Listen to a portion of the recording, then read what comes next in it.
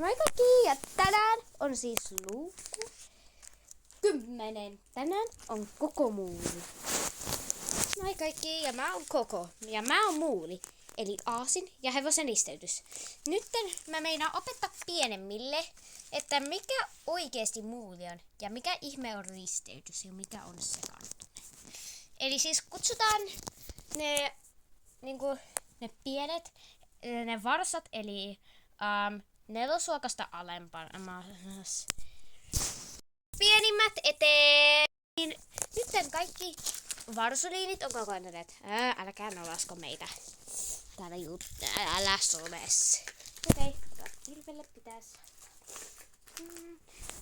Nyt mä opetan, että mitä ihmettä risteytykset on ja mitkä tää on muulit.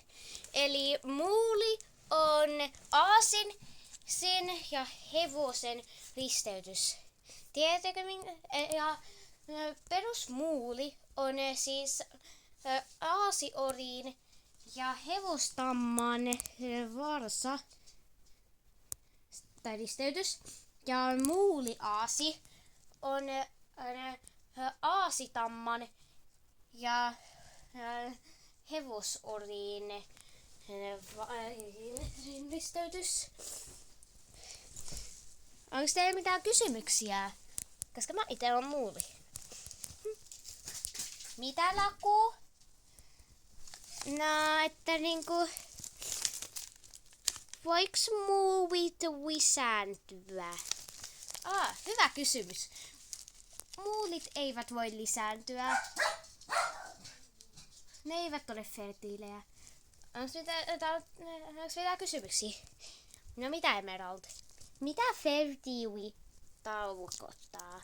Fertiili tarkoittaa sitä, että saa varsoja. Mutta ei infertiili. Infertiili tarkoittaa, että ei voi saada varsoja. Ja muulit ovat infertiilejä. Okei. Moikka! Ja siellä parin tunnin vielä. No niin, heippa! Heippa!